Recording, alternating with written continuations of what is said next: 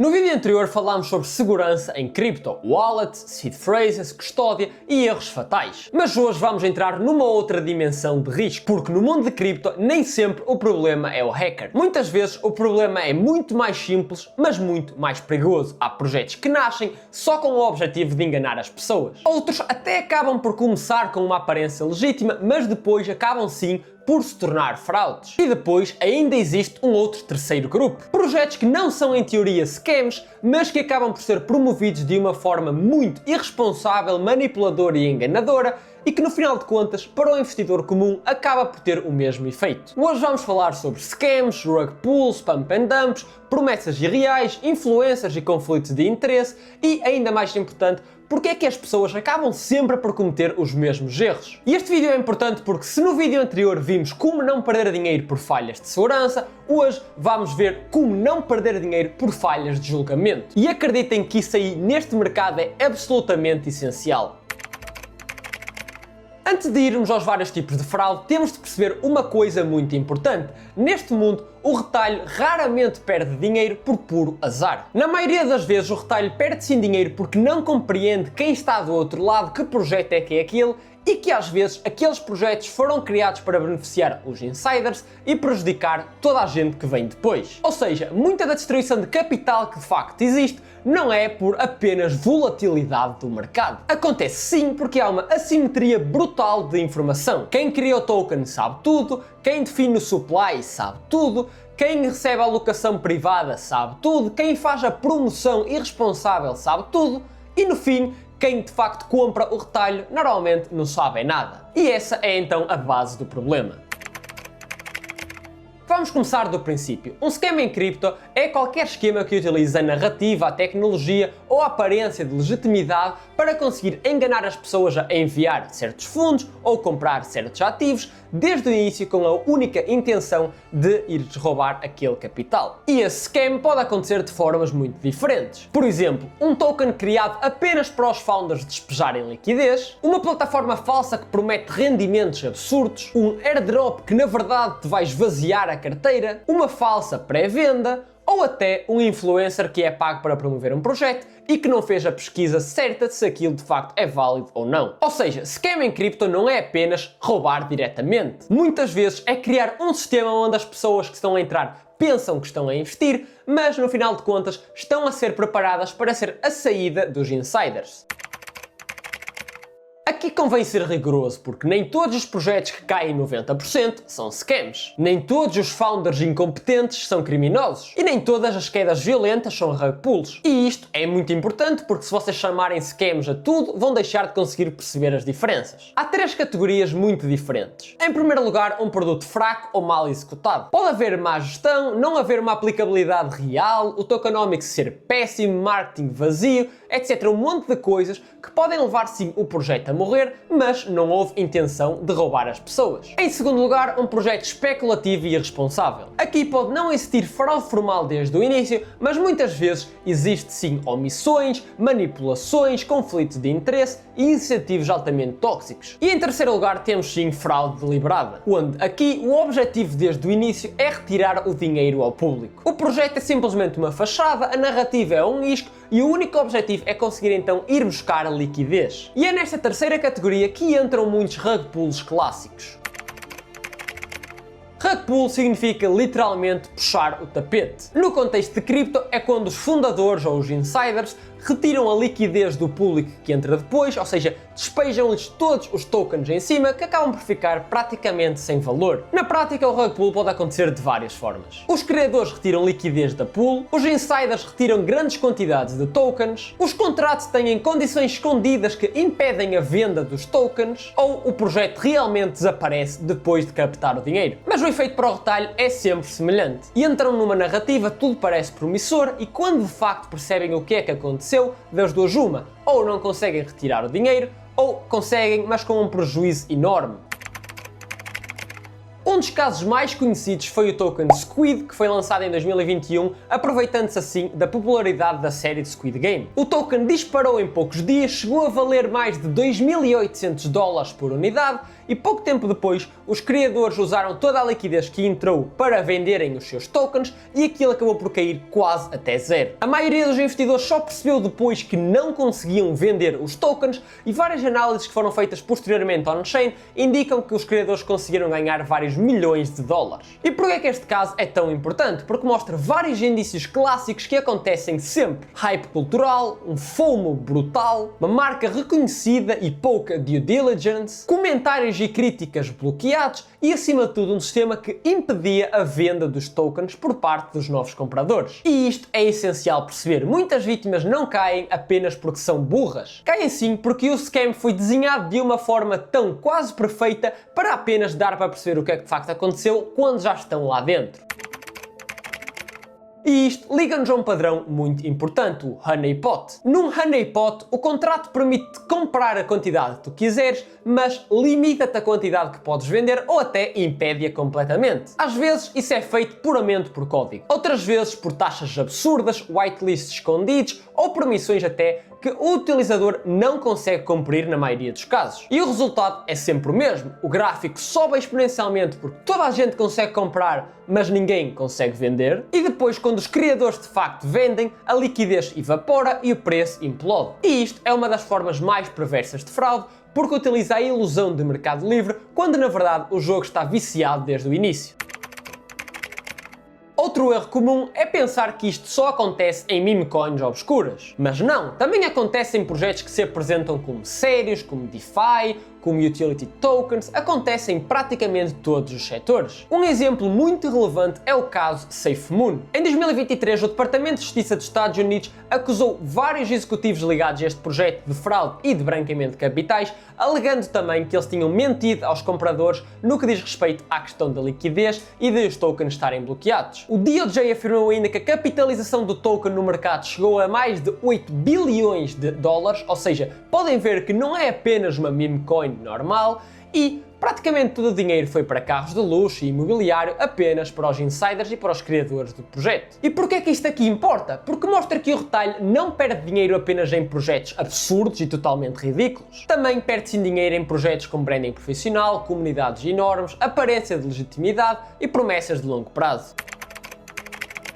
Agora vamos falar de um outro padrão clássico, Pump and Dump. Num Pump and Dump, alguém ou um grupo de pessoas compra um token cedo, faz criar ali uma narrativa de hype sobre o mesmo token para incentivar compras absurdas e posteriormente acaba por vender, fazendo então o preço cair porque retira toda a liquidez. Quem entra tarde compra no topo e quem organizou o pump vende com lucro. E quem ficou ali no meio a ver para onde é que será que isto vai, normalmente fica preso no dump. E isto acontece de muitas formas, grupos privados, TikTok, YouTube, Instagram, Telegram, Discord, calls exclusivas, influencers, etc. E repara no padrão psicológico, não te estão a vender uma oportunidade de investimento, estão-te a vender a sensação de acesso privilegiado. O objetivo é fazer-te sentir que estás cedo, quando na verdade tu muitas vezes já és a liquidez de saída para eles.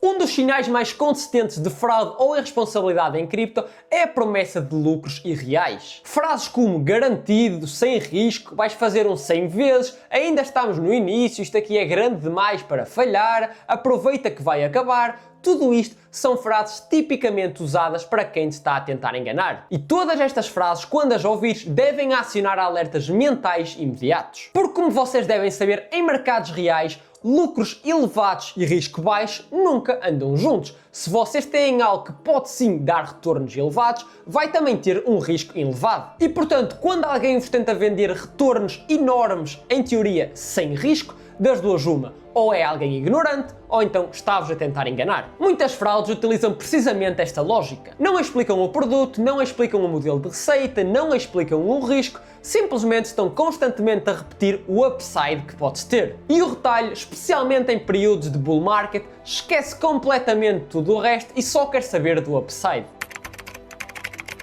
Nem todo o scam em cripto é um token. Há também esquemas de investimentos normalmente ligadas a falsas plataformas e gestores que, na verdade, não são gestores nenhuns. E aqui entra uma categoria muito importante, pig butchering. Nestes esquemas, o criminoso ganha a confiança das pessoas ao longo de vários dias, semanas, até meses e vai mostrando então credibilidade, mostra-lhes lucros falsos de algumas plataformas e vai tentando ganhar a confiança daquela pessoa para lhes pedir para investir cada vez mais. E isso é algo que infelizmente acontece diariamente nos nossos mercados e é estimado que vários bilhões de dólares são usados para esse tipo de esquemas todos os anos. E porquê é que isto aqui é tão destrutivo? Porque este tipo de esquemas não depende só de ganância, depende sim de confiança, de prova social falsa, de manipulação. Ou seja, a vítima não sente que está a cair num scam, sente sim que está a ter uma oportunidade única e essa diferença é tudo.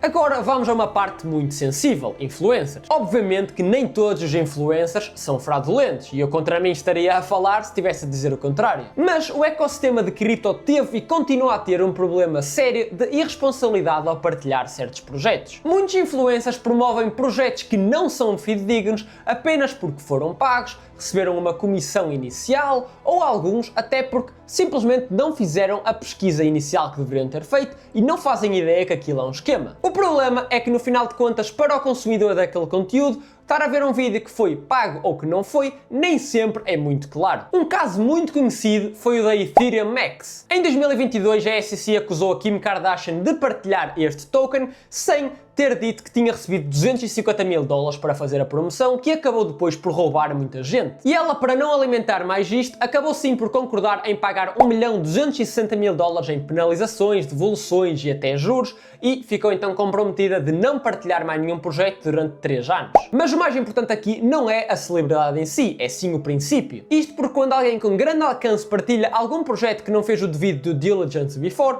vai estar a atrair muitas pessoas que não têm conhecimento para tal, vai estar a criar hype à volta daquilo e normalmente vai estar a levar aquelas pessoas a perderem capital. Na prática, na maioria das vezes, o influenciador não está a promover aquilo com base em análise, está só a aumentar a distribuição. Se queres mesmo perceber porque é que o retalho geralmente perde dinheiro, tens de perceber o funil psicológico. O processo costuma ser assim. Em primeiro lugar, atenção. A pessoa vê o token em todos os lados. Os amigos a falar, vê no Twitter, no TikTok. Segundo, prova social. Se alguém está a falar disto, então isto aqui deve ser alguma coisa de jeito. Terceiro, urgência. Isto aqui está a subir agora, eu tenho de entrar, senão já vou tarde demais. Quarto lugar, temos a desresponsabilização intelectual, ou seja, em vez das pessoas irem fazer a própria pesquisa, pensam, se aquele gajo ali está a entrar no projeto, ele já deve ter feito a pesquisa, portanto também vou entrar. Quinto, entrada emocional, ou seja, compra-se não porque foi feita uma análise racional, mas sim apenas por medo de ficar de fora. Sexto, defesa do ego, ou seja, depois da pessoa entrar no projeto, deixa de procurar a verdade e apenas procura a validação. E finalmente, sétimo, o colapso. Ou seja, depois da pessoa estar lá dentro e ver o preço a começar a cair, começa a pensar, ok, agora já não vou vender porque não vale a pena e fica normalmente presa até ao zero. E isto acontece repetitivamente porque os esquemas atuais modernos não vendem apenas ativos, vendem sim narrativas, pertença, urgência e identidade.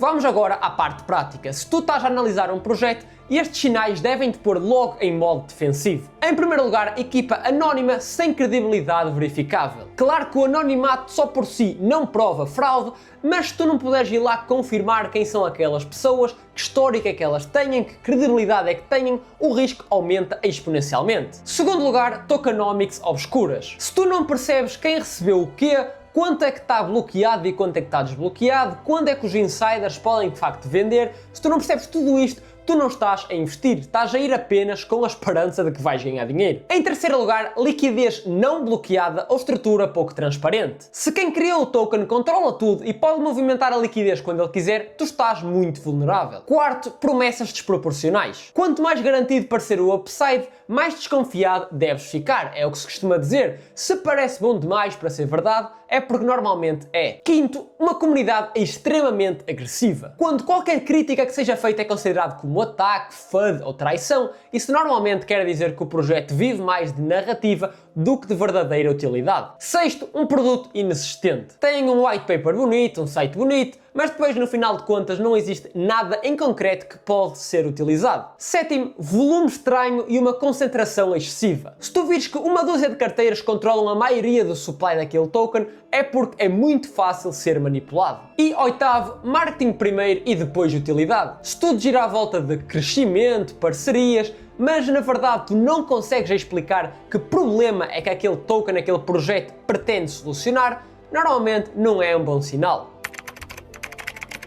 Agora a parte mais importante, como é que na prática uma pessoa normal se protege? Regra número 1, nunca investir apenas porque viste alguém a falar. Faz sempre a tua pesquisa primeiro. Regra número 2, antes de comprares tens de perceber 3 coisas. Quem ganha se tu comprares, quem pode vir a vender antes de ti e de onde é que vai vir a possível procura futura. Regra número 3, se tu não percebes a estrutura, não entres. Isto porque em cripto a complexidade normalmente acontece para esconder as fragilidades. Regra número 4, desconfiar de tudo o que necessite de urgência, porque projetos realmente sérios não precisam que tu decidas em poucos segundos se vais comprar ou não. Pode-te dar ao luxo de esperar algum tempo. Regra número 5, verificar concentrações e desbloqueios. Tens de ter a certeza que o supply não está nas mãos erradas. Regra número 6, nunca confundir uma comunidade grande com uma comunidade com qualidade. Porque, como já vimos, existem scams que têm comunidades ridiculamente grandes,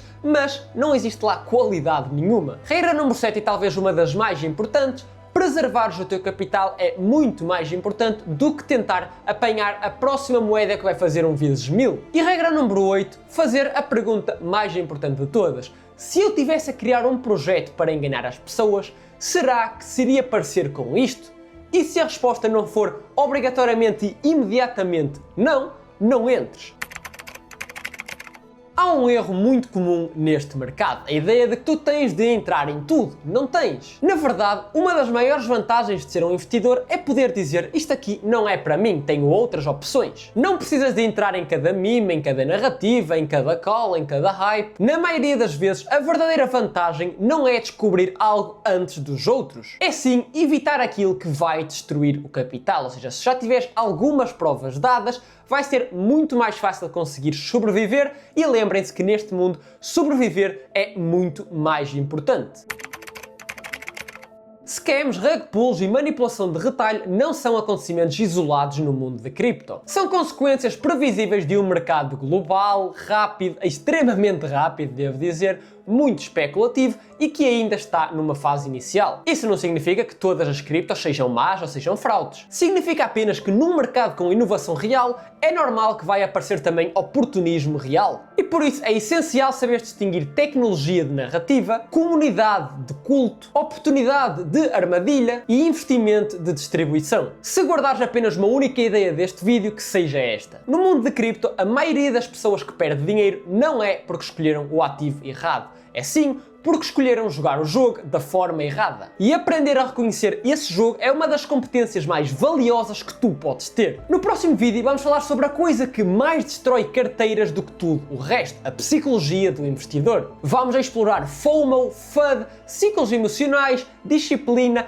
e porque é que a maior parte das pessoas tem tanta dificuldade em preservar e aumentar o seu capital neste mundo. Porque podem ter a certeza que na maioria das vezes o maior inimigo não são os scams, não são os hackers, não é o mercado, é sim o próprio investidor. E se tu não queres perder isso, segue já o canal para não perderes os próximos vídeos, deixa aí o teu like e se queres entrar na minha comunidade para tirar todas as tuas dúvidas, tens o link aí no primeiro comentário fixado e na descrição do vídeo e é 100% gratuito.